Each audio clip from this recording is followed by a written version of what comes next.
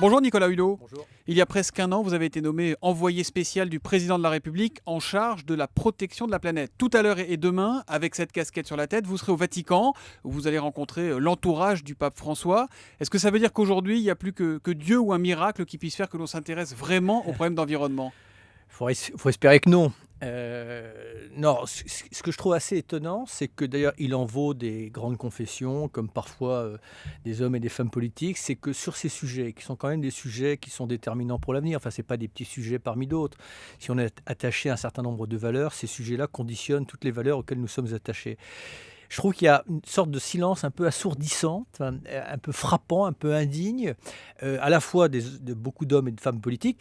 Je ne dis pas qu'il y a un silence des églises et de l'Église catholique en particulier, mais en tout cas, elle n'est pas audible. C'est-à-dire que j'ai vu dans les encycliques énormément de choses qui ont été écrites, mais qui ne redescendent pas au niveau des fidèles. Et si on se met du côté des croyants, c'est quand même la création de Dieu qui est en train d'être sérieusement compromise. Nicolas Hulot, pardon, mais là c'est un peu l'énergie du désespoir qui vous fait aller voir les chrétiens, les juifs, les musulmans et les hindouistes, parce que le vrai pouvoir politique aujourd'hui, il n'est pas près des religions, il est près des politiques qui, pardon de le dire, mais se foutent des problèmes d'environnement.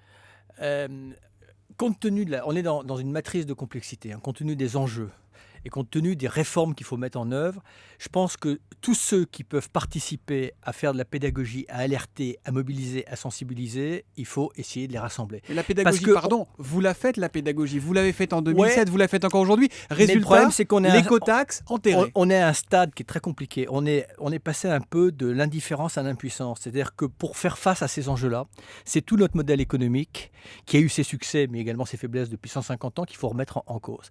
Et donc là, vous êtes au carrefour de la compétition entre le court terme et le long terme.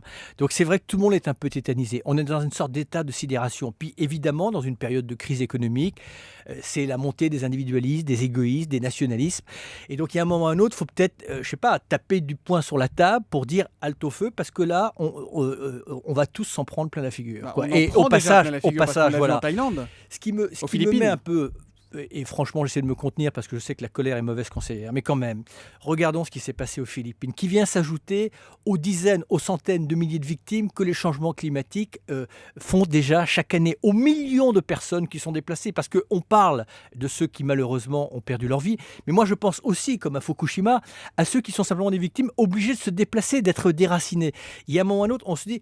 Qu'est-ce qu'il faut attendre ? Quelle démonstration du pire faut-il attendre pour que l'ensemble de nos responsables, à gauche comme à droite, pour ne parler que de notre pays, s'emparent en permanence de ce sujet ? Nicolas Hulot, pourquoi vous ne le dites pas à François Hollande, puisqu'il vous a donné cette casquette de spécialiste des questions environnementales ? Non mais l'écotaxe, c'est très concret. Est-ce que c'est une erreur mortelle d'enterrer l'écotaxe ? Est-ce que ça veut dire qu'on ne fera rien pour l'environnement en France ? L'écotaxe, c'est un outil dans une boîte à outils qu'il faudrait mettre en œuvre. Elle est importante, elle est essentielle, mais encore une fois, chacun peut comprendre que l'écotaxe toute seule ne va pas résoudre la crise climatique et la crise écologique.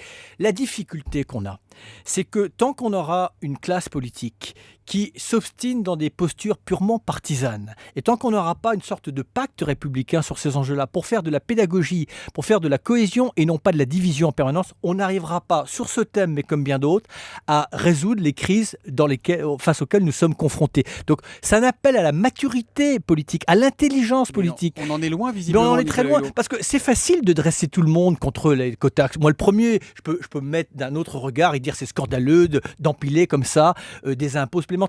Mais ce qu'il faudrait, c'est partager une vision.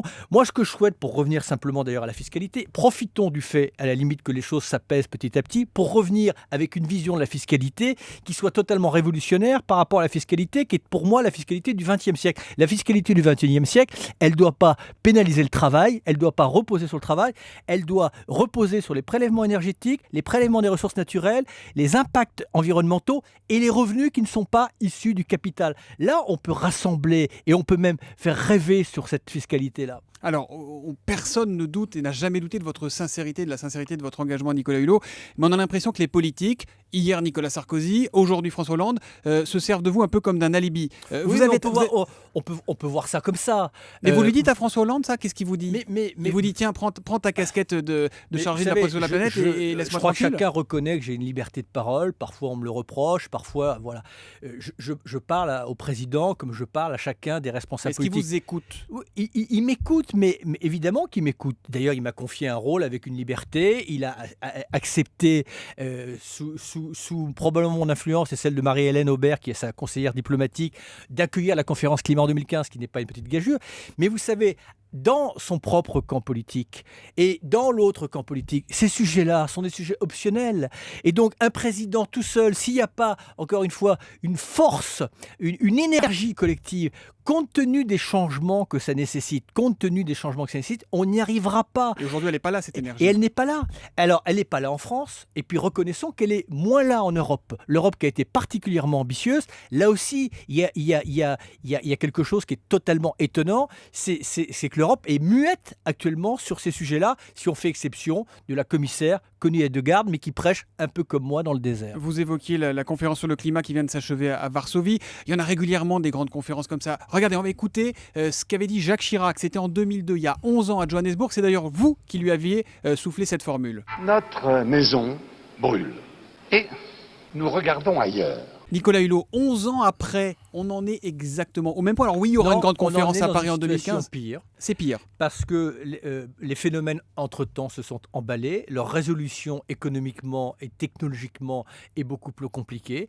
C'est vrai que, comme je le disais tout à l'heure, d'une certaine manière, on est passé de l'indifférence à l'impuissance. Mais une fois qu'on a dit ça, où on regarde ce qui n'a pas été fait, où on se projette sur l'avenir, moi, je donne tout ce que j'ai pour tenter de ramener les uns et les autres à la raison.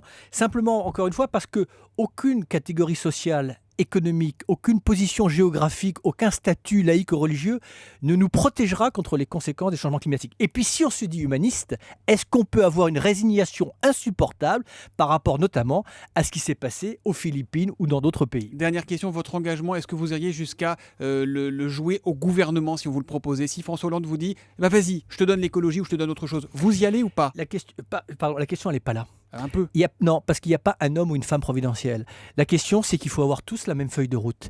Et qu'au plus haut niveau de l'État, à Bercy, à Matignon, à la présidence, mais l'ensemble des ministres partagent la même vision. Mais si dans le même temps, l'opposition joue un jeu habituel de diversion où on préfère la consigne à la conscience, c'est-à-dire on abdique de sa conscience individuelle au profit d'une inconscience collective, parce que c'est ça l'esprit partisan, c'est ça la politique d'aujourd'hui qui fait que la France est engluée, parce qu'il y a un moment ou un autre sur un certain nombre de sujets, il faut être capable de laisser les armes au vestiaire. Les Verts, ils ont leur place dans le gouvernement, ils servent à quelque chose? Écoutez, oui, ils servent à quelque chose, parce que force est de reconnaître que dans les formations politiques, les seuls qui réfléchissent avec bonheur ou avec malheur, avec adresse ou avec maladresse, ce sont les Verts. La question d'ailleurs, la responsabilité des Verts, pour moi, c'est pas la bonne question. La question, c'est l'irresponsabilité des grandes formations politiques. Qu'est-ce qu'ils attendent pour travailler sur ces sujets, pour proposer? Qu'est-ce qu'ils proposent pour faire face à la crise climatique? Qu'est-ce qu'ils proposent pour faire face à la rareté des ressources naturelles et matières premières? Moi, j'entends rien. Alors, on se tourne vers les ONG, mais nous, on peut pas tout faire. On est de toutes petites structures. On peut pas se substituer au gouvernement et aux partis politiques. Donc, il y a un moment ou un autre, et dans la perspective de la conférence 2015, moi, je lance un appel solennel, encore une fois, à un esprit de concorde et à un esprit de rassemblement sur ces sujets-là, comme c'était l'esprit du pacte écologique, à l'ensemble des formations politiques. La France joue sa carte économique, diplomatique et sa crédibilité dans la conférence climat 2015. L'appel solennel lancé ce matin par Nicolas Hulot sur Europe 1. Je rappelle le nom de votre livre, Nicolas Hulot, Plus haut que mes rêves. Il est sorti il y a quelques semaines chez Kalman Levy. Merci, bonne journée. Merci beaucoup.